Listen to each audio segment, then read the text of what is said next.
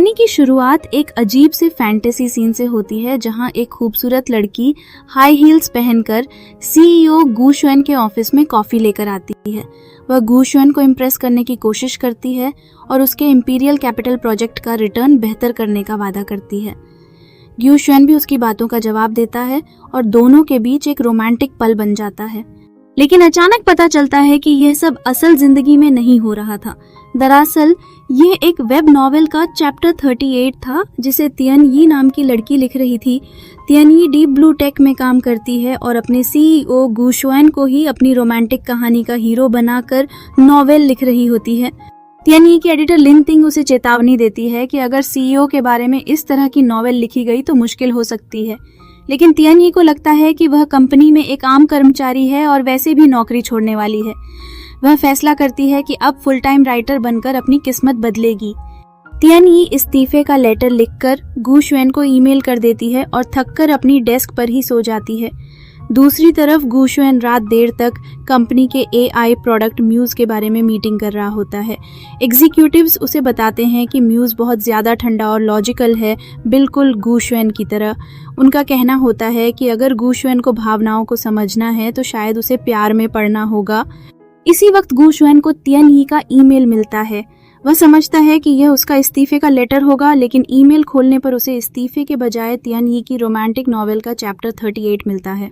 गू शुएन उस नॉवेल को असली प्रेम स्वीकारोक्ति समझ लेता है।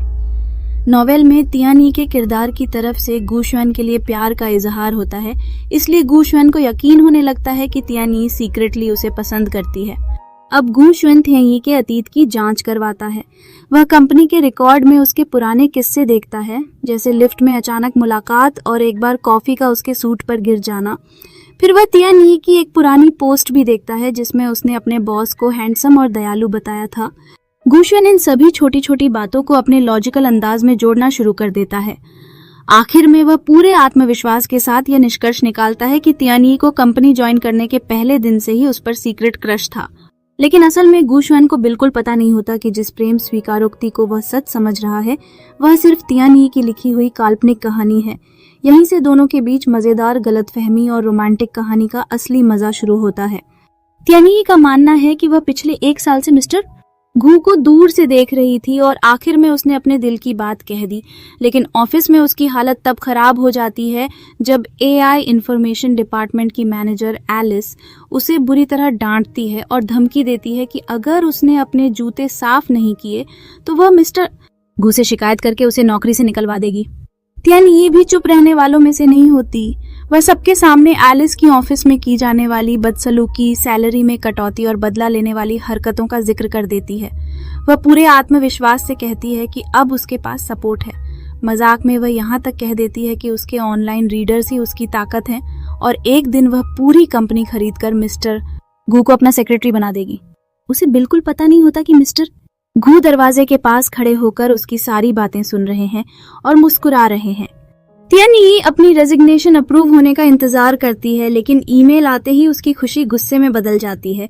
उसकी रेजिग्नेशन रिजेक्ट कर दी जाती है और उसे 1 महीने की प्रोबेशन पर रख दिया जाता है। गुस्से में वह सीधे मिस्टर गू के ऑफिस पहुंच जाती है।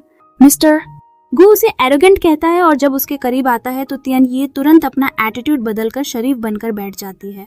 वह पूछती है कि उसकी रेजिग्नेशन क्यों रिजेक्ट की गई। मिस्टर गू मजाक में कहता है कि शायद वह उन दोनों के रोमांटिक रिश्ते को साफ करना चाहती है, लेकिन तियन यी तुरंत स्पष्ट कर देती है कि वह सिर्फ बॉस और कर्मचारी के प्रोफेशनल रिश्ते की बात कर रही है। मिस्टर गू उसकी हिम्मत और सीधी बात करने की तारीफ करता है, लेकिन कहता है कि उसकी कन्फेशन पर फैसला करने के लिए उसे अभी समय चाहिए। फिर वह तियन यी को 1 महीने तक खुद को साबित करने का मौका देता है। तियन यी समझ जाती है कि सामान्य रेजिग्नेशन के लिए इतनी लंबी प्रोबेशन का कोई मतलब नहीं है, इसलिए वह अपनी रणनीति बदल लेती है और मिस्टर गू की तारीफ करना शुरू कर देती है। वह कहती है कि मिस्टर गू बिजनेस में बहुत जीनियस हैं और उनका कीमती समय उसके जैसी छोटी कर्मचारी पर बर्बाद नहीं होना चाहिए। लेकिन मिस्टर गू उसकी बातों में नहीं आता। वह कहता है कि दोनों के स्टेटस में बहुत फर्क है, इसलिए तियन यी को मेहनत करके उसके लेवल तक पहुंचना होगा। फिर वह उसके डिपार्टमेंट को म्यूजेस नाम का एआई कंपेनियन प्रोजेक्ट दे देता है और उसे और भी हैरान करते हुए प्रोबेशन 30 दिन से घटाकर 28 दिन कर देता है। ऑन ऑफिस में नए प्रोजेक्ट की वजह से सभी कर्मचारी तनाव में आ जाते हैं। सबको डर होता है कि इतने ज्यादा काम के बाद कंपनी में लेऑफ्स हो सकते हैं। तियन यी उल्टा मजाक में कहती है कि अगर नौकरी चली भी गई तो उसे सेवरेंस पे मिल जाएगी। फीमेल लीड एक गलत ईमेल भेजने की वजह से मिस्टर गू से माफी मांगने के लिए पार्किंग में आती है।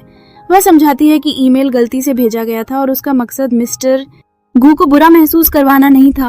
वह चाहती है कि बात यहीं खत्म हो जाए, लेकिन मिस्टर गू उसकी बात का बिल्कुल उल्टा मतलब निकाल लेता है। मिस्टर गू को लगता है कि फीमेल लीड जानबूझकर उसका ध्यान खींचने की कोशिश कर रही है और उसके साथ हार्ड टू गेट का खेल खेल रही है। इसी वजह से वह उसे 28 दिन का प्रोबेशन पीरियड देता है और कहता है कि इस दौरान वह उसके व्यवहार को ऑब्जर्व करेगा। फीमेल लीड परेशान हो जाती है क्योंकि वह असल में चुपचाप नौकरी से निकलना और सेवरेंस पे लेना चाहती थी, लेकिन अब उसका प्लान मुश्किल में पड़ गया था। जब फीमेल लीड घर जाने के लिए पार्किंग से निकलती है तो मिस्टर गू उसे अकेले इतना दूर चलने से रोक देता है और अपनी मर्सिडीज जी वैगन में घर छोड़ने की पेशकश करता है। फीमेल लीड फ्री राइड मिलने पर खुश होकर अपना एड्रेस बता देती है, लेकिन मिस्टर गू फिर से इसका गलत मतलब निकालता है और समझता है कि वह उसे बहुत ज्यादा पसंद करती है। रास्ते में फीमेल लीड कार में रखी ड्रिंक से पानी पीती है और मिस्टर गू की तारीफ करते हुए कहती है कि वह एक बहुत अच्छे बॉस हैं। मिस्टर गू को लगता है कि फीमेल लीड ने जानबूझकर उसी बोतल से पीने की कोशिश की है ताकि दोनों के बीच इनडायरेक्ट किस हो। वह अंदर ही अंदर इस बात से बहुत खुश होता है। इसी वक्त मिस्टर गू को एआई मॉड्यूल के बारे में एक जरूरी ऑफिस कॉल आ जाती है। वह स्पीकर पर कर्मचारियों से बात कर रहा होता है कि अचानक फीमेल लीड जोर से आवाज निकाल देती है। ऑफिस के लोग तुरंत समझ जाते हैं कि बॉस की कार में कोई लड़की मौजूद है और सब गॉसिप करना शुरू कर देते हैं। मिस्टर गू ऑकवर्ड सिचुएशन से बचने के लिए कॉल जल्दी खत्म कर देता है। फीमेल लीड को डर होता है कि शायद उसकी वजह से मिस्टर गू नाराज हो गया है, इसलिए वह तुरंत बताती है कि उसने सिर्फ इसलिए चीख मारी थी क्योंकि मिस्टर गू का हाथ गर्म लाइटर से जलने वाला था और वह उसका हाथ बचाना चाहती थी। यह सुनकर मिस्टर गू को समझ आता है कि फीमेल लीड उसकी सेफ्टी को लेकर जेन्युइनली कंसर्न्ड थी। उसका दिल थोड़ा नरम हो जाता है और वह मुस्कुराते हुए उसे आराम से बैठने को कहता है। गू की नजर में फीमेल लीड और भी खास बन चुकी होती है, जबकि बेचारी फीमेल लीड अभी भी सिर्फ अपनी नौकरी से निकलने और सेवरेंस लेने का रास्ता ढूंढ रही होती है। रास्ते में तियन यी की नजर एक स्ट्रीट फूड स्टॉल पर पड़ती है तो वह गाड़ी से उतरकर 2 ताइयाकी खरीद लेती है। गूशवान भी उसके पीछे स्टॉल पर पहुंच जाता है। तियन यी उसे बताती है कि उसने यह खाना राइड के बदले ट्रीट के तौर पर लिया है, क्योंकि उसे लगता है कि गूशवान जैसा बड़ा बॉस स्ट्रीट फूड नहीं खाता होगा। लेकिन गूशवान उसे हैरान कर देता है जब वह उसके हाथ से सीधे ताइयाकी का एक बाइट ले लेता है और उसकी फिलिंग की तारीफ करता है। फिर गूशवान उससे अपनी कंपनी के एआई प्रोजेक्ट म्यूज के बारे में पूछता है। तियन ये बिल्कुल सीधी बात करते हुए कहती है कि एआई के लिए सिर्फ नॉर्मल डेटा से इंसानी इमोशंस को समझना मुश्किल है। उसके मुताबिक म्यूज को स्ट्रॉन्ग इमोशनल एक्सपीरियंसेस और पैशनेट सिचुएशंस के सैंपल्स चाहिए, तभी वह असली एम्पैथी सीख पाएगा। बात खत्म होने के बाद तियन यी गूशवान को गुड नाइट कहकर चली जाती है। अंदर ही अंदर वह डर रही होती है कि शायद अपने बॉस को इतनी ब्लंट फीडबैक देने की वजह से कल उसकी नौकरी चली जाएगी। लेकिन गूशवान उसकी बातों को सीरियसली लेता है। उसे तियन यी का क्रिएटिव ड्रामा स्क्रिप्ट भी याद आता है और वह समझ जाता है कि म्यूज प्रोजेक्ट में जिस क्रिएटिविटी और इमोशंस की कमी है, तियन यी उसे पूरा कर सकती है। गूशवान तुरंत अपने असिस्टेंट को कॉल करता है और तियन यी को एआई ट्रेनिंग प्रोजेक्ट का लीड बनाने का फैसला कर लेता है। अगली सुबह ऑफिस में अजीब तरह की गॉसिप चल रही होती है। कर्मचारियों ने सुना होता है कि रात की मीटिंग के दौरान मिस्टर गू के कमरे से किसी औरत की आवाज आ रही थी, इसलिए सब मजाक में कहने लगते हैं कि शायद उनका कोल्ड बॉस किसी के प्यार में पड़ गया है। इसी दौरान सिस्टर आई तियन यी पर काम का बहुत बड़ा ढेर डाल देती है। वह उसे फाइल्स अरेंज करने और सबके लिए कॉफी लाने का आदेश देती है। साथ ही वह तियन यी को वार्निंग देती है कि मिस्टर गू के करीब जाने के सपने देखना बंद कर दो। तियन यी कामली जवाब देती है कि उसका गूशवान के साथ कोई पर्सनल मामला नहीं है, वह सिर्फ अपना काम करना चाहती है। तभी गूशवान का असिस्टेंट ऑफिस में आता है और सबके सामने ऐसी अनाउंसमेंट करता है जिससे पूरा ऑफिस शॉक हो जाता है। वह बताता है कि गू ने तियन यी को एआई इंफॉर्मेशन डिपार्टमेंट के इम्पोर्टेंट प्रोजेक्ट का लीड अपॉइंट किया है। यह सुनते ही सभी कॉलीग्स तियन यी के आसपास जमा हो जाते हैं और उसकी हिडन टैलेंट की तारीफ करने लगते हैं। सिस्टर आई भी तुरंत अपना रवैया बदल लेती है और तियन यी को खुश करने की कोशिश करती है, लेकिन तियन यी मौका हाथ से नहीं जाने देती। वह फाइल्स और कॉफी का काम वापस सिस्टर आई को दे देती है और कॉन्फिडेंस के साथ वहां से चली जाती है। अब जो लड़की कुछ देर पहले ऑफिस में सबसे नीचे समझी जा रही थी, वही अचानक मिस्टर गू के सबसे इम्पोर्टेंट एआई प्रोजेक्ट की लीड बन चुकी होती है। वह अपनी दोस्त लिन तियन को फोन पर बताती है कि सीईओ गू शुएन ने उसे एक मुश्किल एआई प्रोजेक्ट दे दिया है। तियन यी का प्लान होता है कि वह जानबूझकर प्रोजेक्ट खराब करेगी ताकि गू शुएन गुस्सा होकर उसे फायर कर दे और उसे अच्छी खासी सेवरेंस पेमेंट मिल जाए। लेकिन गू शुएन चुपके से उसकी बातें सुन लेता है और उसकी बात का बिल्कुल उल्टा मतलब निकालता है। उसे लगता है कि तियन यी इस प्रोजेक्ट से खुश है क्योंकि इस बहाने वह उसके और करीब आ सकती है। टीम मीटिंग में सभी लोग एआई को ह्यूमन इमोशन सिखाने के आइडियाज देते हैं, लेकिन तियन यी को नॉर्मल रोमांस डायलॉग्स और गेमिंग स्क्रिप्ट्स बिल्कुल बोरिंग लगते हैं। वह फैसला करती है कि एआई को इंटेंस रोमांस नॉवेल से ट्रेन किया जाएगा। एलिस सभी टीम मेंबर्स में रोमांटिक स्टोरीज के पेजेस बांट देती है। ऑफिस का माहौल ही बदल जाता है। एम्प्लॉइज ड्रामेटिक रोमांस डायलॉग्स पढ़ने लगते हैं और सीईओ रोमांस स्टोरीज के सीन्स एक्टिंग करके दिखाने लगते हैं। कोई बॉस बनकर डायलॉग बोल रहा होता है तो कोई हीरोइन का रोल कर रहा होता है। पूरी टीम काम करने के बजाय रोमांस नॉवेल की दुनिया में डूब जाती है। तियन यी अपने नए मेथड से बहुत खुश होती है और सबके साथ ऑफिस में सेलिब्रेशन भी करती है। घर जाकर भी तियन यी का रोमांस राइटिंग का जुनून खत्म नहीं होता। लिन तियन मजाक में उससे कहती है कि टेक्नोलॉजी कंपनी अब रिलेशनशिप एक्सपर्ट्स बन गई है और रीडर्स भी उसकी नॉवेल का नेक्स्ट अपडेट मांग रहे हैं। तियन यी को अचानक इंस्पिरेशन मिलती है और वह लैपटॉप पर जबरदस्त ड्रामेटिक सीन्स लिखना शुरू कर देती है। उधर गू शुएन रात देर तक ऑफिस में बैठकर एआई के लिए सबमिट की गई फाइल्स चेक करता है। उसे तियन यी का डेटा अजीब और बहुत इमोशनल लगता है, लेकिन साथ ही उसमें कुछ इंटरेस्टिंग भी नजर आता है। जब वो उसकी स्टोरी पढ़ता है तो उसे लगता है कि इसके पीछे कोई हिडन लॉजिक जरूर है। गू शुएन को एक सीन पर शक होता है जहां एक छोटी सी फाइनेंशियल मिस्टेक पर एम्प्लॉई को बहुत बड़ी सजा मिलती है। उसे यह बिल्कुल लॉजिकल नहीं लगता। वह तुरंत असिस्टेंट को पिछले 3 महीनों का एआई डिपार्टमेंट का फाइनेंशियल रिकॉर्ड निकालने का आदेश देता है। रिकॉर्ड्स देखने के बाद गू शुएन हैरान रह जाता है क्योंकि एआई डिपार्टमेंट का डेटा प्रोक्योरमेंट बजट हर महीने 100 युआन से भी कम था। तब उसे समझ आता है कि तियन यी ने अपनी अजीब रोमांस नॉवेल स्ट्रेटजी के जरिए कंपनी के बजट सिस्टम की एक बड़ी समस्या एक्सपोज कर दी है। गू शुएन तियन यी की इंटेलिजेंस और क्लेवरनेस से इम्प्रेस हो जाता है।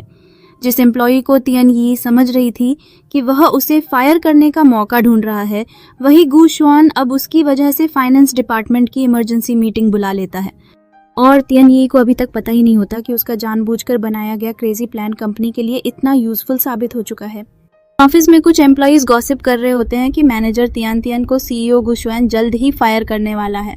लेकिन तभी असिस्टेंट जो आकर सभी को बताता है कि सीईओ गू शुएन ने इंफॉर्मेशन डिपार्टमेंट के लिए हर हफ्ते 1 मिलियन RMB का बजट अप्रूव किया है और इस बजट का क्रेडिट तियन तियन को दिया गया है। पूरी टीम खुशी से तियन तियन को सेलिब्रेट करने लगती है। लेकिन तियन तियन को लगता है कि गू शुएन जरूर कोई चाल चल रहा है। उसे डर होता है कि कहीं वह जानबूझकर उसे पैसा देकर कोई गलती ना करवाए और फिर उसे फायर करके लीगल केस ना कर दे। इसीलिए तियन तियन ईमेल भेजकर साफ कह देती है कि उसका डिपार्टमेंट इस बजट का एक पैसा भी इस्तेमाल नहीं करेगा। गू शुएन जब उसका ईमेल देखता है तो हैरान रह जाता है कि तियन तियन इतना पैसा खर्च क्यों नहीं करना चाहती। वह ग्लास के बाहर से तियन तियन को देखता रहता है। तियन तियन अपने पैसे बचाने की बात कर रही होती है, लेकिन गू शुएन इसका बिल्कुल उल्टा मतलब निकाल लेता है। उसे लगता है कि तियन तियन उसके पैसे बचाने की कोशिश कर रही है क्योंकि वह उसकी परवाह करती है। असल में तियन तियन अंदर ही अंदर गू शुएन को एक चालाक और सख्त बॉस समझ रही होती है। वह सोचती है कि अगर इतना पैसा मिल गया है तो वह नॉवेल कॉपीराइट्स और अपने लिए महंगी चीजें खरीद सकती थी, लेकिन अब वह पैसा भी यूज नहीं कर सकती। थोड़ी देर बाद सभी लोग बोर्डरूम में एआई प्रोजेक्ट का टेस्ट देखने के लिए जमा होते हैं। तियन तियन भी गू शुएन के पास खड़ी होती है और उसके कंधे पर हाथ रख देती है। तियन तियन के दिमाग में सिर्फ एक ही प्लान होता है कि प्रोजेक्ट फेल हो जाए, गू शुएन उसे फायर कर दे और वह सेवरेंस पे लेकर अपनी वेब नॉवेल्स लिखने लगे। लेकिन गू शुएन फिर से उसकी हरकत का गलत मतलब निकाल लेता है। उसे लगता है कि तियन तियन सबके सामने उसके साथ अपना रिश्ता जता रही है और उस पर अपना हक दिखा रही है। जब म्यूज एआई इमोशनल कंपेनियन के टेस्ट रिजल्ट सामने आते हैं तो रेटिंग सिर्फ 2.3 स्टार्स होती है। तियन तियन अंदर ही अंदर बहुत खुश होती है क्योंकि उसे लगता है कि अब उसका प्लान कामयाब हो गया। बोर्ड के सीनियर मेंबर्स गुस्से में तियन तियन और गू शुएन को प्रोजेक्ट की खराब परफॉर्मेंस का जिम्मेदार ठहराते हैं। तियन तियन को लगता है कि अब बस कुछ ही देर में वह ऑफिशियली फायर हो जाएगी। वह अपनी फ्रेंड को मैसेज करके बताती है कि वह कुछ ही मिनट्स में नौकरी छोड़कर फुल टाइम नॉवेलिस्ट बनने वाली है। लेकिन तभी सब कुछ अचानक बदल जाता है। असिस्टेंट जो नई यूजर फीडबैक रिपोर्ट लेकर आता है और बताता है कि एआई की रेटिंग अचानक परफेक्ट 5 स्टार्स हो गई है। पूरी मीटिंग खुशी से भर जाती है और सभी लोग प्रोजेक्ट की सक्सेस सेलिब्रेट करने लगते हैं। तियन यह देखकर बिल्कुल शॉक्ड हो जाती है। जिस प्रोजेक्ट को वह जानबूझकर फेल करना चाहती थी वह उल्टा जबरदस्त हिट हो जाता है। अब उसकी फायरिंग के चांसेस खत्म हो जाते हैं और इन्वेस्टर्स भी प्रोजेक्ट में पैसा लगाने के लिए तैयार हो जाते हैं। तियन का पूरा प्लान बर्बाद हो जाता है। वह बहुत उदास होकर अपनी फ्रेंड के पास जाती है और अपना दुख सुनाती है। आखिर में वह अपनी फ्रेंड के गले लगकर रोती है और कहती है कि वह सिर्फ नौकरी से निकलना चाहती थी, लेकिन हर बार सिचुएशन उसके खिलाफ चली जाती है। उसकी फ्रेंड जो ताइक्वांडो में ब्लैक बेल्ट होती है उसे तसल्ली देती है और वादा करती है कि अगर ऑफिस में कोई प्रॉब्लम हुई तो वह तियन का साथ देगी। गु अपने ऑफिस में ट्रेडमिल पर चलते हुए तियन यी को फोन करता है, लेकिन यी उसकी कॉल काट देती है। जियू को लगता है कि यी जानबूझकर उसका ध्यान अपनी तरफ खींचने के लिए उसे नजरअंदाज कर रही है। तभी उसका असिस्टेंट उसे बताता है कि आज 11 मीटिंग्स हैं और ग्लोरी कैपिटल तथा ब्लू ओशन वेंचर्स की तरफ से भी बड़ी इन्वेस्टमेंट ऑफर्स आई हैं। गियू तुरंत यी को अपने ऑफिस में बुलाने का आदेश देता है। तियन यी ऑफिस में आकर रोज होने वाली इन्वेस्टमेंट मीटिंग्स का शेड्यूल गियू को दिखाती है और कंपनी की सफलता के लिए उसे बधाई देती है। जियू की सख्त नजर देखकर यी पिछली कॉल काटने के लिए माफी मांगने लगती है, लेकिन गु उसकी बात बीच में ही काटकर कहता है कि वह उसके साथ हार्ड टू गेट वाली गेम खेल रही है। इसके बाद वह यी को अपने साथ इन्वेस्टमेंट मीटिंग में चलने के लिए कहता है। यी को राहत मिलती है कि शायद उसे नौकरी से नहीं निकाला जा रहा। खुशी में वह गु के साथ हाई फाइव करती है, लेकिन गु इस छोटी सी बात को भी गलत समझ लेता है और सोचता है कि यी उसके करीब आने की कोशिश कर रही है। इन्वेस्टमेंट मीटिंग में एक निवेशक जियू से अपनी कंपनी के लिए इन्वेस्टमेंट का हिस्सा रिजर्व करने की रिक्वेस्ट करता है। जियू अचानक सबके सामने यी का परिचय करवाता है और बताता है कि वह उनके इमोशनल कंपेनियन AI प्रोजेक्ट की मैनेजर है। निवेशक यी से प्रोजेक्ट के बारे में उसकी निजी राय पूछ लेता है। यी ने कोई भाषण तैयार नहीं किया होता, इसलिए वह कुछ देर के लिए घबरा जाती है। जियू उसे खुलकर अपनी बात रखने के लिए कहता है। ये हिम्मत करके बताती है कि इमोशनल कंपेनियन AI का मकसद इंसानों की जगह लेना नहीं, बल्कि उनका साथ देना और मुश्किल परिस्थितियों में उनका समर्थन करना होना चाहिए। ये आगे समझाती है कि AI को लोगों को झूठी दुनिया में फंसाने के बजाय उन्हें वास्तविकता समझने और अपनी समस्याओं का सही और तार्किक समाधान खोजने में मदद करनी चाहिए। निवेशक उसकी बातों से बहुत प्रभावित होता है और कहता है कि इंडस्ट्री में ज्यादातर AI प्रोडक्ट्स एक ही तरह के बोरिंग आइडिया दोहरा रहे हैं। निवेशक यी की सोच से इतना प्रभावित होता है कि वह तुरंत इस प्रोजेक्ट में 50 मिलियन की इन्वेस्टमेंट करने का फैसला कर लेता है। मीटिंग में सभी लोग खुश हो जाते हैं, लेकिन गियू फिर भी अपनी ही सोच में खोया रहता है। वह सोचता है कि यी ने निवेशक के बारे में पहले से रिसर्च सिर्फ इसलिए की थी ताकि वह गियू को प्रभावित कर सके। गु फैसला करता है कि यी को उसकी अच्छी परफॉर्मेंस का इनाम मिलना चाहिए। मीटिंग के बाद यी को फिर से ग्यू के खाली ऑफिस में बुलाया जाता है। यी हैरान होती है कि आखिर बॉस ने उसे दोबारा क्यों बुलाया है, जबकि उसे बिल्कुल अंदाजा नहीं होता कि गु के दिमाग में क्या चल रहा है। उसके फोन पर एक आर्टिकल चल रहा होता है जिसमें बताया जाता है कि कुछ कंपनियां कर्मचारियों को सीधे नौकरी से निकालने के बजाय ऐसे हालात पैदा करती हैं कि कर्मचारी खुद ही इस्तीफा दे दें। यह पढ़कर तियन यी को लगता है कि शायद मिस्टर गु भी उसे नौकरी से निकालने वाला है। गु उसे चाय का कप देता है और दोनों के हाथ हल्के से छू जाते हैं। तियन यी थोड़ी घबरा जाती है और चाय पीते हुए उसकी तारीफ करती है। गु उठकर उसे अपने साथ चलने के लिए कहता है। तियन यी समझती है कि अब उसकी नौकरी जाने वाली है, इसलिए वह घबरा कर अपनी सफाई देने लगती है। गु उसे एक लॉक किए हुए दरवाजे के पास ले जाता है। तियन यी और भी डर जाती है, लेकिन मिस्टर गु सिर्फ उसका फिंगरप्रिंट स्कैन करवाता है। दरवाजा खुलता है तो अंदर एक बेहद खूबसूरत और लग्जरी ऑफिस होता है। तियन यह देखकर हैरान रह जाती है। तभी मिस्टर गु उसे बताता है कि उसकी प्रमोशन हो गई है और अब वह सीनियर प्रोजेक्ट डायरेक्टर है। यह उसका नया प्राइवेट ऑफिस है। तियन यी की खुशी का ठिकाना नहीं रहता। वह पूरा ऑफिस देखती है। महंगा फर्नीचर, फूल, स्नैक्स और आरामदायक सोफा देखकर वह बहुत खुश होती है। जब तियन यी अपने पसंदीदा ड्राइड मैंगोज देखती है तो वह समझती है कि सेक्रेटरी जो ने इतनी अच्छी व्यवस्था की है, लेकिन मिस्टर गु बताता है कि ये सारी चीजें उसने खुद अरेंज की हैं। तियन यी को यह बात और भी अजीब लगती है, क्योंकि उसकी नजर में मिस्टर गु हमेशा एक ठंडा और सख्त बॉस रहा है। उससे कहता है कि वह इसी तरह अच्छा काम करती रहे और उसके साथ मिलकर काम करे। तियन यी खुशी से वादा करती है कि वह बहुत मेहनत करेगी, लेकिन अंदर ही अंदर वह सोचती है कि कहीं यह प्रमोशन असल में एक ट्रैप तो नहीं, जिसमें उससे पहले से ज्यादा काम करवाया जाएगा। ऑफिस में काम शुरू करते हुए तियन यी मिस्टर गू से कंपनी के सिस्टम और बैकएंड परमिशन के बारे में पूछती है। साथ ही वह अपने लैपटॉप पर मिस्टर गू के बारे में मजेदार कमेंट्स लिखती है और सोचती है कि शायद उसे प्यार और रिश्तों की बिल्कुल भी समझ नहीं है। गू उसकी बातों पर ध्यान देता है और खुद भी महसूस करता है कि उसे कभी किसी रिश्ते का अनुभव नहीं हुआ। अब वह फैसला करता है कि उसे प्यार को समझना होगा, खासकर तियान यी की भावनाओं को।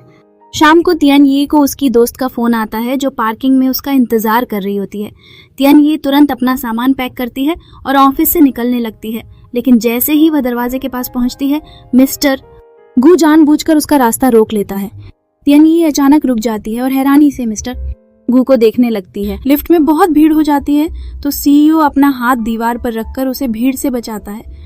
कुछ देर बाद सीईओ नोटिस करता है कि असिस्टेंट की तबीयत ठीक नहीं लग रही। जब वह उसका माथा छूकर चेक करता है तो पता चलता है कि उसे बुखार है। असिस्टेंट अपनी तबीयत को सामान्य बताती है और प्रोजेक्ट के बारे में पूछती है, लेकिन सीईओ सख्ती से कहता है कि वह अगले दिन ऑफिस न आए और पूरा दिन आराम करे। दूसरी तरफ लिन तिंग रात को पार्किंग में होती है। वहां उसकी नजर एक बहुत हैंडसम एग्जीक्यूटिव पर पड़ती है जिसने चश्मा पहना हुआ होता है। लिन तिंग उसकी पर्सनैलिटी और लुक्स से प्रभावित हो जाती है और सोचती है कि अगर वह एंटरटेनमेंट इंडस्ट्री में आए तो एक सफल स्टार बन सकता है। लिन तिंग उसे अपना बिजनेस कार्ड देती है और बताती है कि वह स्टारलाइट कल्चर में कॉपीराइट एडिटर है। वह उस हैंडसम एग्जीक्यूटिव को समझाती है कि थोड़ी ट्रेनिंग और प्रमोशन के बाद वह एक्टिंग से बहुत पैसा कमा सकता है। एग्जीक्यूटिव भी उसकी बात को गंभीरता से लेता है और भविष्य में फोन पर बात करने का वादा करता है। इसके बाद फीमेल लीड अपनी दोस्त से फोन पर बात करती है। उसकी दोस्त मजाक में पूछती है कि क्या सीईओ की इतनी केयर और अटेंशन की वजह से उसे उसके लिए फीलिंग्स हो गई हैं। फीमेल लीड इस बात से इनकार करती है, लेकिन उसकी दोस्त उसे समझाने के लिए प्यार पर एक ड्रामेटिक गाना गाना शुरू कर देती है। आखिर में दोस्त कहती है कि प्यार के लिए हिम्मत और सही समय दोनों जरूरी होते हैं। फिर वह सीधे पूछती है कि क्या फीमेल लीड को सच में अपने सीईओ के लिए बिल्कुल भी आकर्षण नहीं है, क्योंकि सीईओ जिस तरह उसकी केयर करता है उससे लगता है कि दोनों के बीच जरूर कुछ है। इसके बाद तियान यी घर पर बीमार होकर सोफे पर लेटी होती है और उसे बार बार गू शुएन का ख्याल आ रहा होता है। वह खुद से सोचती है कि शायद ओवरटाइम और बॉस की वजह से उसका दिमाग खराब हो गया है। तभी डोरबेल बजती है। जब वह दरवाजा खोलती है तो सामने गू शुएन को देखकर बिल्कुल हैरान रह जाती है। गू शुएन बिना किसी झिझक के अंदर आता है और अपने सूट के ऊपर कार्टून वाला एप्रन पहनकर तियान यी के लिए खाना बनाना शुरू कर देता है। तियान यी सोफे पर लेटी हुई चुपके चुपके उसे देखती रहती है और उसकी इतनी केयर देखकर और भी ज्यादा कंफ्यूज हो जाती है। गू शुएन उसके लिए गर्म पोरीज बनाता है और फिर उसका तापमान चेक करता है। तियान यी को 38.6 डिग्री बुखार होता है, इसलिए गू शुएन पहले उसे खाना खिलाता है और फिर दवा लेने के लिए कहता है।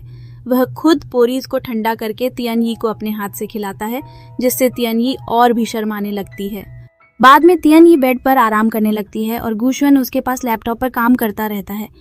जब तियान यी नींद में करवट बदलती है तो गू शुएन उसका कंबल ठीक करता है और उसका हाथ पकड़कर उसके पास बैठा रहता है।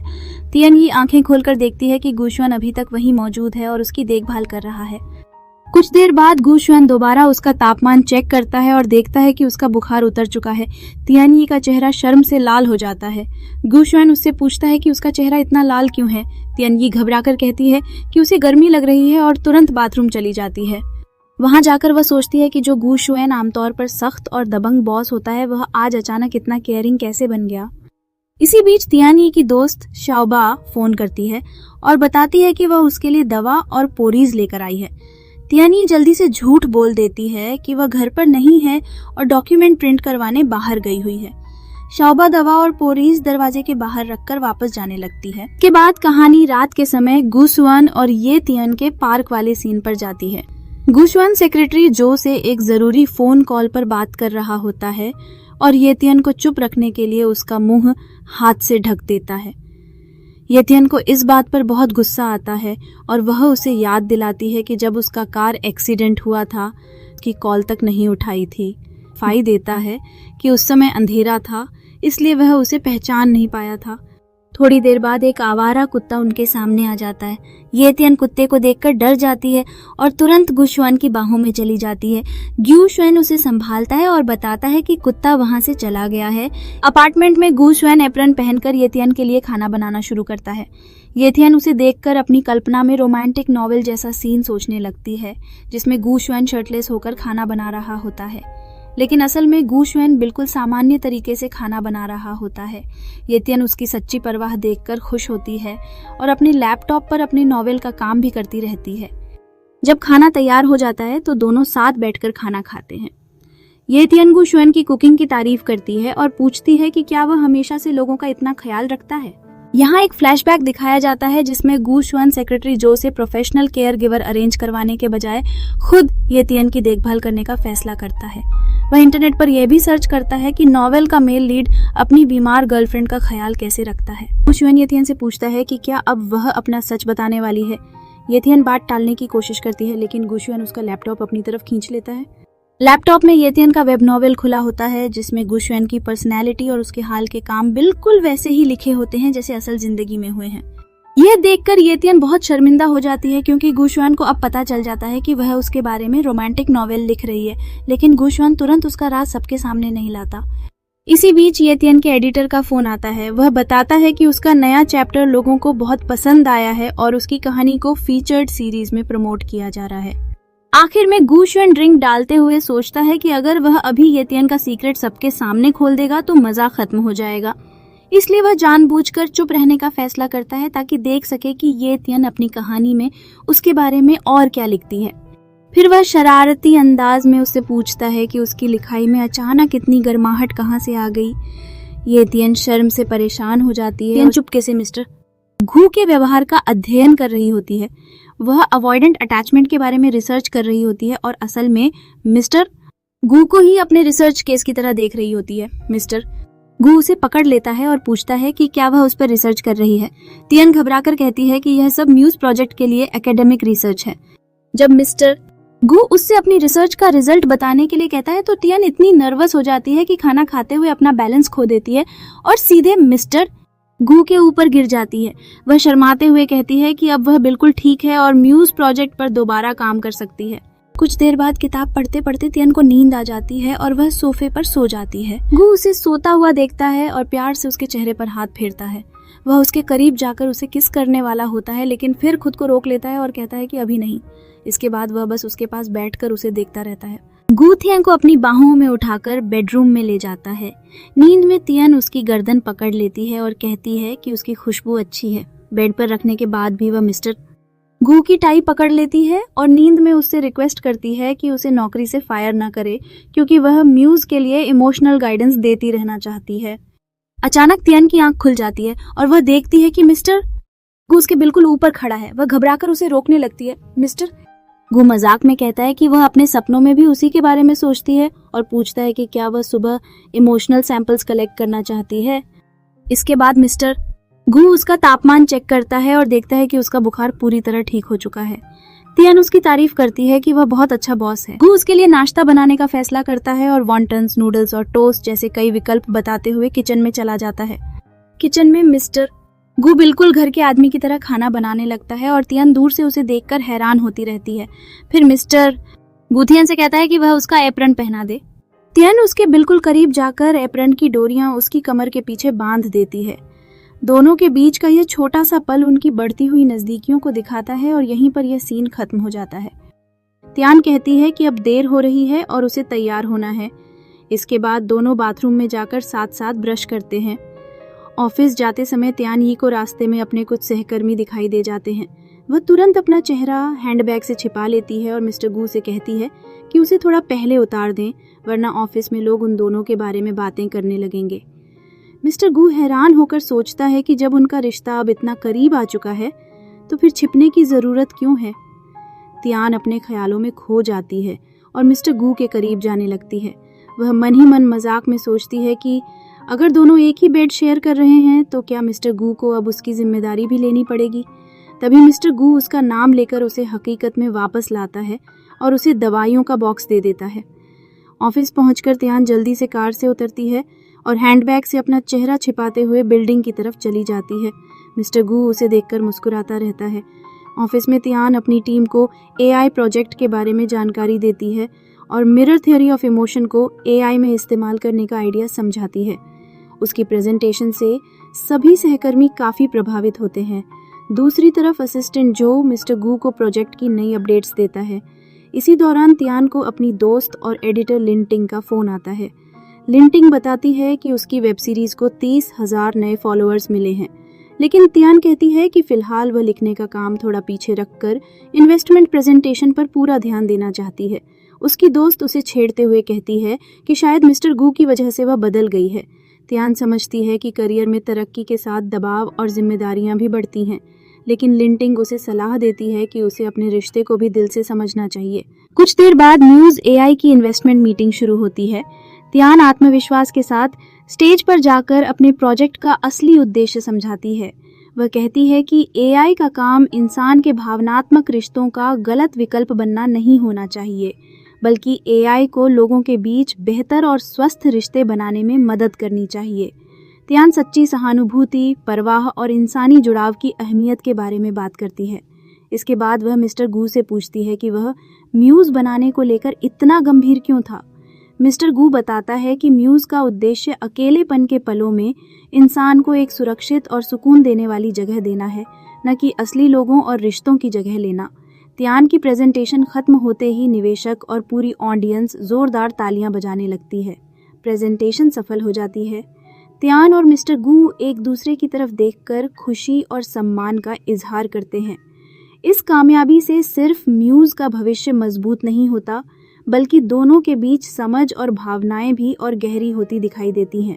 कुछ देर बाद उसे एहसास होता है कि उसने ऑफिस में बहुत बड़ी गलती कर दी है। वह शर्मिंदा होकर तुरंत मीटिंग रूम से बाहर भाग जाती है। मिस्टर गू उसके पीछे आता है। तियान घबराकर उससे माफ़ी मांगती है। ऑफिस में मिस्टर गू उसे बताता है कि उनका 28 दिनों का ट्रायल पीरियड खत्म हो चुका है और अब वह उस ईमेल का जवाब देना चाहता है जो तियान ने उसे भेजा था। तियान को समझ नहीं आता कि वह किस ईमेल की बात कर रहा है। मिस्टर गू को लगता है कि तियान जानबूझकर अपनी भावनाएं छिपा रही है और उसके साथ जानबूझकर दूरी बना रही है।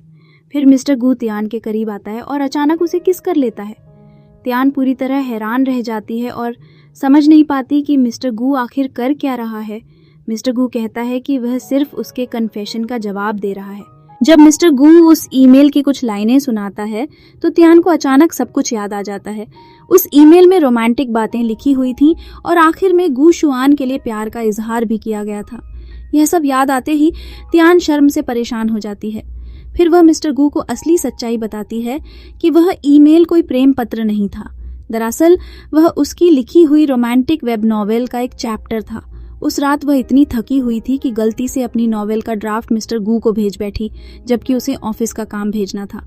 मिस्टर गू उसकी बात सुनकर हंस पड़ता है और तियान को जाने देता है। तियान तुरंत ऑफिस से बाहर निकल जाती है।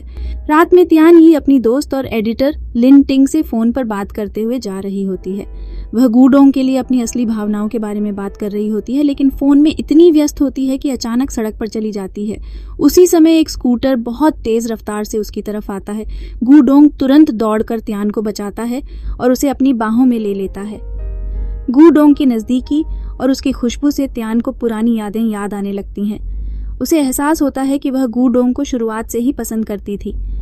गू डोंग उसकी लापरवाही पर नाराज होता है और उसे अस्पताल ले जाना चाहता है, लेकिन तियान उसे रोककर बताती है कि पहले ईमेल की वजह से जो गलतफहमी हुई थी वह सिर्फ एक गलती थी। फिर तियान हिम्मत करके पूछती है कि क्या वे दोनों अब अपना रिश्ता शुरू कर सकते हैं। तियान की बात सुनकर गू डोंग की खुशी का ठिकाना नहीं रहता। वह तुरंत तियान को गले लगा लेता है और दोनों एक खूबसूरत रोमांटिक पल साझा करते हैं, लेकिन तभी तियान का फोन नीचे गिर जाता है।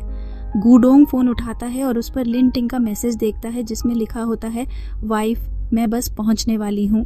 गू डोंग को लगता है कि तियान पहले से शादीशुदा है और उसने उसके साथ मजाक किया है। उसका दिल टूट जाता है और वह वहां से जाने लगता है। तियान उसे समझाने की कोशिश करती है, लेकिन गू डोंग बहुत दुखी होता है। तभी पीछे से लिन टिंग खुद तियान को वाइफ कहकर बुलाती हुई वहां आ जाती है। तब पता चलता है कि लिन टिंग सिर्फ दोस्ती में तियान को प्यार से वाइफ कहती है और तियान की कोई शादी नहीं हुई है। गलतफहमी दूर होते ही गू डोंग फिर खुश हो जाता है और तियान को अगले दिन लंच पर चलने के लिए इनवाइट करता है। वह इस लंच को उनकी पहली सही मायने वाली डेट कहता है। तियान भी खुशी से हाँ कर देती है। वहीं लिन टिंग मजाक में शिकायत करती है कि दोनों उसे अकेला छोड़कर जा रहे हैं। इसी दौरान गू डोंग का असिस्टेंट लिन टिंग को बातों में लगा लेता है। वह उससे इंडस्ट्री में डेब्यू करने के बारे में पूछता है, लेकिन लिन टिंग उल्टा असिस्टेंट की ही प्रतिभा जांचना शुरू कर देती है। वह उसकी लंबाई, पैरों और बॉडी प्रपोर्शन को देखकर उसे डांस करने का चैलेंज देती है। असिस्टेंट पहले थोड़ा झिझकता है, लेकिन फिर सड़क पर शानदार हिप हॉप डांस करना शुरू कर देता है। लिन टिंग उसकी परफॉर्मेंस देखकर काफी प्रभावित होती है और कहती है कि उसमें स्टार बनने की पूरी क्षमता है। दूसरी तरफ गू डोंग और त्यान अपनी प्यारी डेट एंजॉय कर रहे होते हैं और एक दूसरे को मिठाई खिलाते हैं। आखिर में दोनों की लव स्टोरी और भी रोमांटिक होती दिखाई देती है, जबकि लिन टिंग और गू डोंग के असिस्टेंट की मजेदार केमिस्ट्री माहौल को और मनोरंजक बना देती है। डिनर के बाद बॉस गू त्यान को ऑफिस से लेने के लिए अपनी कार में आता है, लेकिन त्यान पहले ही लिन टिंग के साथ हॉटपॉट खाने का प्लान बना चुकी होती है। बॉस गू उसे समझाता है, लेकिन कार में बैठने के बाद त्यान अचानक बाहर निकलकर भाग जाती है। बॉस गू बस उसका नाम पुकारता रह जाता है। ऑफिस में त्यान बॉस गू को म्यूज की शॉर्ट वीडियो मार्केटिंग स्ट्रेटेजी के बारे में बताती है। असिस्टेंट सुझाव देता है कि त्यान शाम की प्राइवेट डिनर मीटिंग में बॉस गू के साथ चली जाए, लेकिन त्यान तुरंत बहाना बना देती है कि उसे लिन टिंग के साथ लिखने का काम करना है। इतने में लिन टिंग भी ऑफिस आ जाती है और त्यान को अपने साथ ले जाती है। बॉस गू समझ जाता है कि त्यान की बेस्ट फ्रेंड उसके लिए सबसे बड़ी प्रतिद्वंद्वी बन चुकी है। बॉस गू फिर त्यान के करीब रहने का एक शानदार प्लान बनाता है।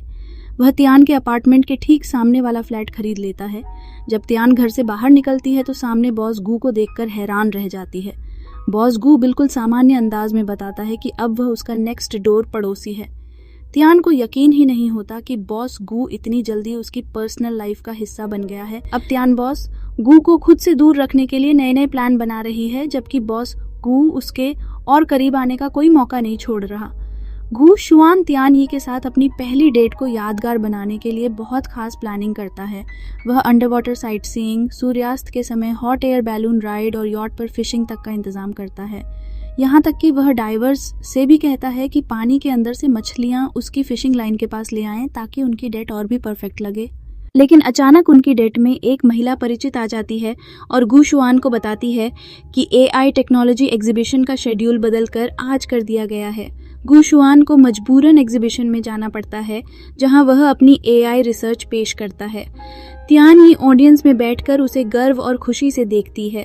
प्रेजेंटेशन के बाद वह महिला परिचित गू शुआन को फूलों का गुलदस्ता देती है, लेकिन गू शुआन सबके सामने वह गुलदस्ता त्यान यी को दे देता है और उसे स्टेज पर बुलाकर खास महसूस करवाता है। त्यान यी को थोड़ी जलन होती है, लेकिन बाद में पता चलता है कि वह महिला शादीशुदा है और उसका एक बच्चा भी है। वह गू शुआन को सिर्फ छोटे भाई की तरह समझती है। इसी दौरान त्यान यी को पता चलता है कि लिन टिंग भी वहां आने वाली है।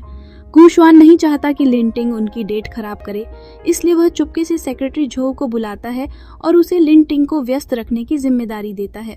डिनर के दौरान सेक्रेटरी झो जानबूझकर लिन टिंग के साथ बहुत ज्यादा फ्रेंडली होता है और उसे खाने में व्यस्त रखता है। इसके बाद गू शुआन लिन टिंग और सेक्रेटरी झो के लिए एक महंगा स्पा पैकेज भी बुक करवा देता है ताकि दोनों वहां चले जाएं और उसे त्यान यी के साथ अकेले समय मिल सके।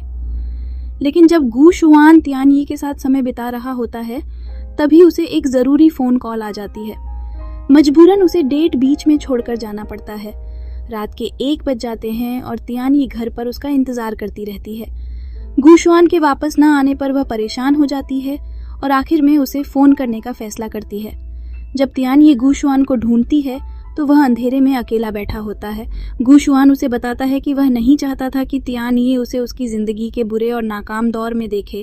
फिर वह भावुक होकर बताता है कि उसने त्यान यी के लिए एक परफेक्ट रोमांटिक डेट प्लान की थी। उसका इरादा था कि हॉट एयर बैलून में वह अपने दिल की बात कहे और अंडर वाटर डिनर भी अरेंज करे, लेकिन अचानक आई परेशानियों की वजह से सभी जगहें बंद हो गईं और उसका पूरा प्लान खराब हो गया। गू शुआन को इस बात का बहुत अफसोस होता है क्योंकि वह त्यान यी को एक परफेक्ट और यादगार दिन देना चाहता था। तब त्यान यी को समझ आता है कि गू शुआन की सख्ती के पीछे उसकी सच्ची भावनाएं और उसे खुश देखने की इच्छा छिपी हुई है। त्यान उससे कहती है कि डेट का हमेशा परफेक्ट होना जरूरी नहीं है। जरूरी यह है कि इंसान अपने पसंदीदा व्यक्ति के साथ समय बिताए। वह उसका हाथ पकड़कर तुरंत बाहर चलने की जिद करती है। दोनों रात के बाजार में एक छोटी सी फूड स्टॉल पर पहुंचते हैं। त्यान यी वहां ताइयाकी और ढेर सारे स्पाइसी स्क्यूअर्स ऑर्डर करती है। गुशुआन सोचता है कि पहली डेट के लिए यह जगह शायद बहुत साधारण है, लेकिन त्यान प्यार से कहती है कि अगर वह उसके साथ है तो उसके लिए हर खाना किसी दावत से कम नहीं है। खाना आने के बाद त्यान खुशी से स्नैक्स खाने लगती है। गुशुआन उसे गर्म ताइयाकी से सावधान रहने को कहता है। जब उसके चेहरे पर खाने का थोड़ा सा हिस्सा लग जाता है तो वह प्यार से उसे साफ कर देता है। इसी दौरान गुशुआन अपनी भावनाओं का इजहार करते हुए कहता है कि वह हर दिन उसके साथ डेट पर जाना चाहता है। फिर वह त्यान से अपने साथ रहने के लिए कह देता है। ये सुनकर त्यान खुशी से हैरान रह जाती है। इसके बाद दोनों गुशुआन के लग्जरी अपार्टमेंट में पहुंचते हैं। त्यान सिर्फ एक छोटा सा सूटकेस लेकर आती है। गुशुआन मजाक में कहता है कि अगर उसके साथ रहना मुश्किल लगे तो वह कभी भी भाग सकती है। त्यान मन ही मन सोचती है कि शायद गुशुआन उसके दिल की बात समझ गया है। फिर त्यान शॉवर लेने के लिए ऊपर चली जाती है, जबकि गुशुआन नीचे बैठकर अपना काम करता रहता है। कुछ देर बाद त्यान शॉवर लेकर गुशुआन की बड़ी सी सफेद शर्ट पहनकर नीचे आती है। गुशुआन उसे देखते ही अपना काम रोक देता है। त्यान उससे पूछती है कि क्या वह अभी भी काम कर रहा है। गुशुआन अपना लैपटॉप बंद करके उसके पास आ जाता है। त्यान अपने कंधों में जकड़न की शिकायत करती है तो गुशुआन उसके कंधों और गर्दन की हल्की मालिश करने लगता है। दोनों के बीच रोमांटिक माहौल बन जाता है। गुशुआन मजाक में कहता है कि क्या त्यान इस तरह तैयार होकर जानबूझकर उसके धैर्य की परीक्षा ले रही है। त्यान उसकी तरफ मुड़कर देखती है और दोनों के बीच गहरी रोमांटिक बॉन्डिंग नजर आती है। आखिर में गुशुआन उसे अपनी बाहों में खींचकर प्यार से गले लगा लेता है। त्यान भी सुकून से उसकी बाहों में रहने लगती है। इस तरह दोनों की पहली साधारण सी डेट आखिरकार एक खूबसूरत और रोमांटिक रात में बदल जाती है। दोनों एक दूसरे के काफी करीब होते हैं, लेकिन उन्हें बिल्कुल अंदाजा नहीं होता कि नीचे से गुशुआन की माँ उन्हें ढूंढते हुए ऊपर आ रही हैं। मैडम गू अपने छोटे से डॉग फुगुई के साथ पूरे घर में गुशुआन को ढूंढ रही होती है। वह बटलर के साथ बेडरूम तक पहुंचती हैं और अचानक दरवाजा खोल देती हैं। अंदर तियन यी और गुशुआन को देखकर मैडम गू बुरी तरह हैरान और गुस्सा हो जाती हैं। इसके बाद पूरी फैमिली ड्राइंग रूम में बैठकर तियन यी से सवाल जवाब करती है। गू फैमिली के पिता कहते हैं कि उनके बेटे की पत्नी बनना कोई आम बात नहीं है, क्योंकि उस लड़की का पूरी गू फैमिली के भविष्य पर असर पड़ेगा। लेकिन गुशुआन बिल्कुल साफ होता है। वह अपने माता पिता के सामने कहता है कि तियन यी ही वह लड़की है जिसके साथ वह अपनी पूरी जिंदगी बिताना चाहता है और उसकी खूबियां उसे गू फैमिली की बहू बनने के लिए बिल्कुल सही बनाती हैं। मैडम गू फिर यी से उसके काम और फैमिली बैकग्राउंड के बारे में पूछती हैं और कहती हैं कि शायद दोनों बिल्कुल अलग दुनिया से हैं। यी भी उनकी बात से सहमत हो जाती है और कहती है कि भविष्य में दोनों के बीच कई अंतर और परेशानियां आ सकती हैं। जब मैडम गू पूछती हैं कि अगर दोनों आपस में एडजस्ट न कर पाए तो क्या होगा, तो यी मजाक में कह देती है कि शायद दोनों को ब्रेकअप कर लेना चाहिए। यह सुनते ही गुशुआन गुस्सा हो जाता है और हैरानी से पूछता है कि क्या वह सच में ब्रेकअप के बारे में सोच रही है। यी तुरंत सफाई देती है कि वह सिर्फ उदाहरण दे रही थी और असल में दोनों अपने रिश्ते को सफल बनाने के लिए पूरी कोशिश करेंगे। फिर भी मैडम गू नाराज रहती हैं और उन्हें लगता है कि यी ने बिना सोचे समझे गू फैमिली में कदम रख लिया है। लेकिन तभी कहानी में सबसे मज़ेदार ट्विस्ट आता है। यी माहौल को हल्का करने के लिए अपना फ़ोन देखने लगती है और मैडम गू भी अपने फ़ोन पर कुछ देख रही होती है। दोनों के फ़ोन पर एक ही सेलिब्रिटी की ट्रेंडिंग न्यूज़ चल रही होती है। बातों बातों में मैडम गू यी से पूछती हैं कि उसका फेवरेट आइडल कौन है। यी अपने फेवरेट आइडल वेनरुओ का नाम लेती है। यह सुनकर मैडम गू थोड़ी हैरान हो जाती है, लेकिन कुछ ही देर में एक बड़ा राज सामने आता है। पता चलता है कि मैडम गू भी वेनरुओ की फ़ैन है, और सिर्फ फ़ैन ही नहीं बल्कि उनकी बहुत बड़ी सुपर फ़ैन है। वह फ़ैन अकाउंट्स, वोटिंग और एंटी ब्लैक एक्टिविटीज़ तक में शामिल रहती हैं। ये देखकर पूरी तरह हैरान हो जाती है, क्योंकि जिस सख्त और गुस्से वाली सास से वह डर रही थी वह असल में उसी फैंडम की सदस्य निकलती है। दोनों को पता चलता है कि वे एक ही आइडल को सपोर्ट करती हैं। मैडम गू तुरंत यी के साथ दोस्ताना हो जाती हैं। वह उसका हाथ पकड़कर उसकी चिंता करने लगती हैं और कहती हैं कि वह बहुत कमज़ोर लग रही है, इसलिए उसे ज़्यादा खाना चाहिए। गुशुआन और उसके पिता भी बदला हुआ रवैया देखकर हैरान रह जाते हैं। मैडम गू अब अपने बेटे से भी कहती हैं कि यी का अच्छी तरह ख्याल रखना। जो सास कुछ देर पहले यी को गू फैमिली के लायक नहीं समझ रही थी, वही अब उसकी सबसे बड़ी सपोर्टर बन जाती हैं। और सबसे मज़ेदार बात यह है कि उनकी दोस्ती फैमिली बैकग्राउंड या पैसों की वजह से नहीं, बल्कि उनके फेवरेट आइडल वेनरुओ की वजह से होती है। इस तरह यी का सबसे बड़ा डर एक ही पल में खत्म हो जाता है, क्योंकि उसकी सख्त सास असल में उसकी अपनी फैंडम वाली बेस्ट फ्रेंड बन जाती है। इसके बाद जियांग मिंगरी और तियानी घर में साथ होते हैं। तियानी थकी हुई सोफे पर बैठी होती है, जबकि जियांग मिंगरी उसका ख्याल रख रहा होता है। वह कहता है कि जल्दी आराम करो, क्योंकि उसकी माँ ने भी उसे तियानी का अच्छी तरह ख्याल रखने को कहा है। फिर जियांग मिंगरी तियानी के लिए एक सरप्राइज निकालता है। वह बहुत बड़ा गुलाबी फूलों का बुके होता है। तियानी बुके देखकर बहुत खुश होती है और पूछती है कि उसने ये सब कब तैयार किया। जियांग मिंगरी बताता है कि उसने रिसर्च की है और ज़्यादातर लड़कियों को सरप्राइज में फूल मिलना पसंद होता है। तियानी फूलों को देखकर बहुत खुश होती है। जियांग मिंगरी उसके करीब आता है और पूछता है कि क्या वे अपनी अधूरी बात को आगे बढ़ा सकते हैं। दोनों किस करने के बिल्कुल करीब होते हैं कि अचानक तियानी रुक जाती है। वह छोटे से पपी को बुलाती है और उसे जियांग मिंगरी की गोद में दे देती है। इस तरह पपी दोनों के बीच थर्ड व्हील बन जाता है और उनका रोमांटिक पल पूरी तरह खत्म हो जाता है। कुछ देर बाद तियानी और जियांग मिंगरी सोफे पर साथ बैठे होते हैं। तभी तियानी का फ़ोन बजता है। उसकी फ्रेंड और एडिटर बताती है कि उसका नॉवेल ट्रेंडिंग लिस्ट में आ गया है। तियानी बहुत खुश होती है, लेकिन असली सरप्राइज अभी बाकी होता है। एडिटर बताती है कि जियांग मिंगरी ने उसके नॉवेल की अडेप्टेशन में मेल लीड को आवाज़ देने के लिए हाँ कर दी है। यह सुनकर तियानी इतनी एक्साइटेड हो जाती है कि तुरंत जियांग मिंगरी को छोड़कर लिन तिंग की कंपनी जाने का फैसला करती है ताकि शेड्यूल कंफर्म कर सके। जियांग मिंगरी उसे रोकने की कोशिश करता है और पूछता है कि फिर उन दोनों का क्या होगा। तियानी कहती है कि टेंशन मत लो, वे अगली बार अपना रोमांटिक पल पूरा करेंगे। फिर वह उसके गाल पर किस करती है और जल्दी से चली जाती है। तियानी के जाने के बाद जियांग मिंगरी का मूड पूरी तरह बदल जाता है। वह जलन और गुस्से में आ जाता है। उसे लगता है कि तियानी ने उसे इस्तेमाल किया और फिर बिना किसी परवाह के चली गई। वह अपने असिस्टेंट को फ़ोन करके कहता है कि तियानी और जियांग मिंगरी के बीच असली रिश्ते के बारे में पूरी जानकारी निकालो।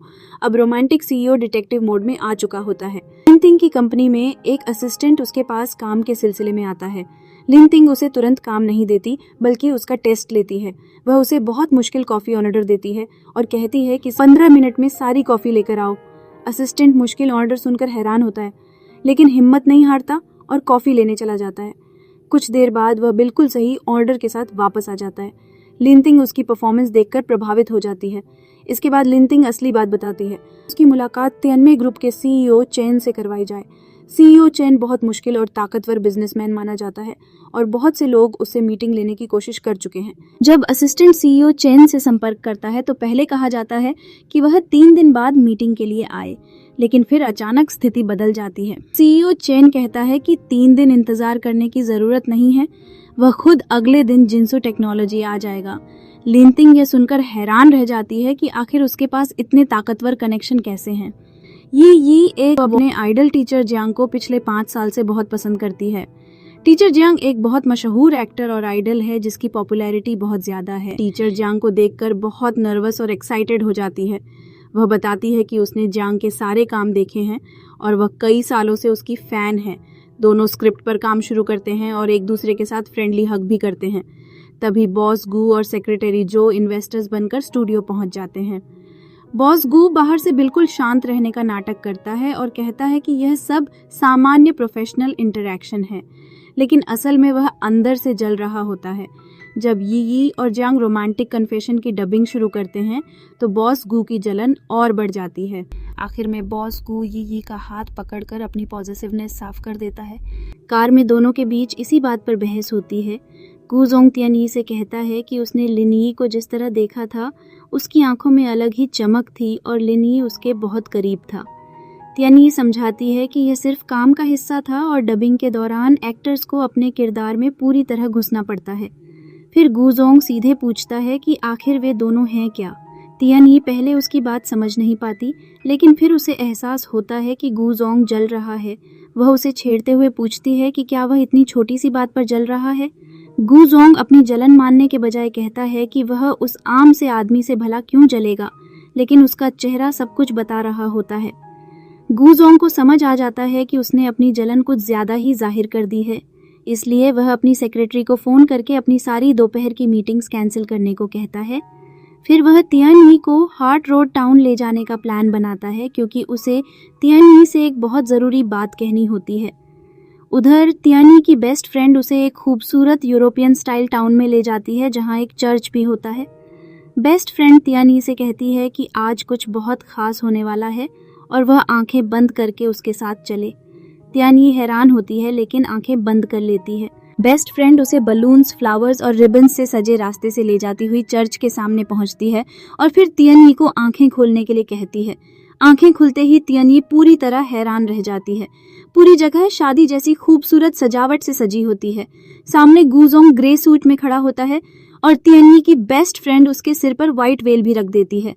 तियानी की आंखों में आंसू आ जाते हैं और वह समझ जाती है कि गूजोंग ने उसके लिए यह सब तैयार किया है। जो सीईओ कुछ देर पहले उसकी जलन की वजह से गुस्से में था, अब वही तियानी को मनाने और अपने दिल की बात कहने के लिए एक रोमांटिक सरप्राइज लेकर खड़ा है। उसके बाहर एक बेहद खूबसूरत सनसेट प्रपोजल देता है। चारों तरफ बलून्स लगे होते हैं और मिसेस गू व्हाइट वेडिंग ड्रेस में होती है। मिस्टर गू घुटनों पर बैठकर उससे कहता है कि सनसेट कितना भी खूबसूरत हो, लेकिन वह सिर्फ एक पल के लिए होता है। वह सिर्फ एक सनसेट उसके साथ नहीं देखना चाहता, बल्कि पूरी जिंदगी हर सुबह और हर शाम उसके साथ बिताना चाहता है। फिर वह उससे पूछता है कि क्या वह हमेशा उसका साथ देगी, लेकिन उसके यहाँ कहने के बाद मिस्टर गू अचानक फिर जलस हो जाता है। वह उससे टीचर जांग के बारे में पूछता है और कहता है कि क्या वह पिछले 5 साल से उसे पसंद करती थी। हैरान हो जाती है और कहती है कि टीचर जांग के लिए उसके दिल में सिर्फ एडमिरेशन है, प्यार नहीं। वह समझाती है कि टीचर जांग उसका आइडल है और उसकी प्रोफेशनल डेडिकेशन से वह बहुत इंस्पायर होती है। क्योंकि वह खुद नॉवेल लिखती है, उसका सपना है कि कभी उसकी कहानियों को टीचर जांग जैसे टैलेंटेड एक्टर परफॉर्म करे।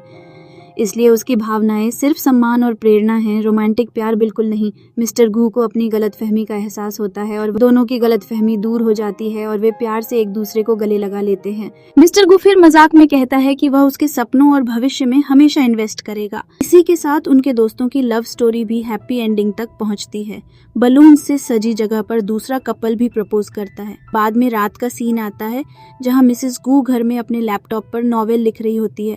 उसने क्यूट बेयर ईयर्स वाला हेडबैंड पहना होता है। मिस्टर गू उसके सामने बैठकर उसकी राइटिंग पढ़ रहा होता है और मुस्कुरा रहा होता है। मिसेस गू फिर मजाक में अपने वाइफ राइट्स इस्तेमाल करने की बात करती है और मिस्टर गू से उसकी मदद करने को कहती है। मिस्टर गू तुरंत उसके लिए दूध और फल लेकर आता है। मिसेस गू उसकी सर्विस से खुश होकर उसकी तारीफ करती है। फिर मिस्टर गू उसके कंधों की मालिश करता है क्योंकि वह काफ़ी देर से राइटिंग कर रही होती है। वह कहता है कि अब से हर घंटे उसे मसाज देगा। दोनों के बीच बहुत प्यारा और लविंग मोमेंट होता है। इसके बाद दोनों एक गंभीर बात करते हैं। मिसेस गू कहती है कि वह नहीं चाहती कि उनके बीच किसी गलतफहमी या भरोसे की कमी की वजह से दूरी आए। वह चाहती है कि दोनों एक दूसरे पर पूरा भरोसा करें। आखिर में मिसेस गू को एहसास होता है कि मिस्टर गू सिर्फ उसका बॉयफ्रेंड नहीं रहा, बल्कि अब वह उसका होने वाला पति और उसका भविष्य का परिवार है। इसलिए उनके रिश्ते की नींव सिर्फ प्यार नहीं, बल्कि भरोसा और कमिटमेंट भी होनी चाहिए। इस पूरे सीन का सबसे खूबसूरत संदेश ये है कि असली प्यार सिर्फ एक खूबसूरत सनसेट या रोमांटिक पल का नाम नहीं है। असली प्यार वह है जहाँ इंसान हर सुबह और हर शाम उसी इंसान के साथ बिताना चाहे और हर परिस्थिति में एक दूसरे पर भरोसा करे। इसके बाद तियन अपनी नौकरी से रिजाइन करने का फैसला करती है क्योंकि उसका असली जुनून राइटिंग और अपनी कहानियों की दुनिया में है। गू शुआन उसे रोकने के बजाय पूरी सपोर्ट देता है। वह कहता है कि अगर उसका दिल राइटिंग में है तो वह बिल्कुल रिजाइन कर सकती है। गू शुआन नहीं चाहता कि तियन सिर्फ उसकी गर्लफ्रेंड या एम्प्लॉई होने की वजह से अपने ड्रीम सैक्रिफाइस करे।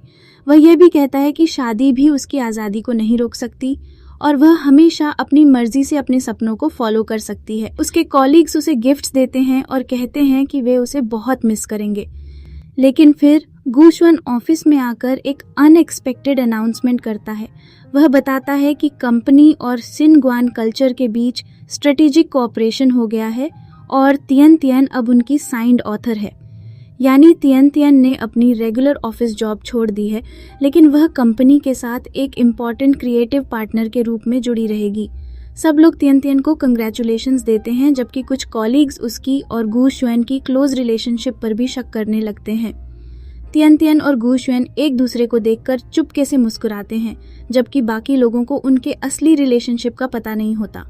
आखिर में तियन अपनी 9 to 5 जॉब छोड़कर फुल टाइम राइटर बनने का फैसला करती है और सबसे अच्छी बात यह होती है कि गू शुआन उसके सपने को रोकने के बजाय उसका सबसे बड़ा सपोर्टर बन जाता है। बाद में टीचर जांग लिनतिंग से मिलता है और उसके साथ अपनी फीलिंग्स का इजहार करता है। वह कहता है कि अगर वह पहले लिनतिंग से मिला होता तो शायद सब कुछ अलग होता, लेकिन लिनतिंग उसे पोलाइटली मना कर देती है और कहती है कि उम्मीद है उसे भी कोई ऐसा इंसान मिलेगा जो उसे खुश रखे। इसी दौरान ऑफिस में वैलेंटाइंस डे को लेकर गॉसिप शुरू हो जाती है। एक न्यूज़ रिपोर्ट में फेमस नॉवेलिस्ट टिंगी की टीम और उनकी लव रिलेटेड स्टोरी का जिक्र होता है। ऑफिस के लोग मजाक मजाक में तियनजिए और गुजोंग के रिलेशनशिप की बात करने लगते हैं। बाद में गुजोंग अपने असिस्टेंट के साथ होता है और फोन पर लिनतिंग से बात करता है। असिस्टेंट को तुरंत टिकट्स बुक करने का आदेश देता है क्योंकि वह वैलेंटाइंस डे लिनतिंग के साथ मनाना चाहता है। असिस्टेंट उसे रोकने की कोशिश करता है और याद दिलाता है कि इंपॉर्टेंट अग्रीमेंट कैंसिल करना कॉन्ट्रैक्ट के खिलाफ हो सकता है, लेकिन गुजोंग को किसी चीज की परवाह नहीं होती। उसके लिए वैलेंटाइंस डे पर लिनतिंग के साथ समय बिताना ज्यादा जरूरी होता है। आखिर में गुजोंग अपनी सारी इंपॉर्टेंट कमिटमेंट्स को किनारे रखकर लिनतिंग के साथ वैलेंटाइंस डे मनाने के लिए निकल जाता है। इस तरह ड्रामा का अंत उनके सीक्रेट प्यार और गुजोंग की लिनतिंग के लिए एक्सट्रीम केयर के साथ होता है।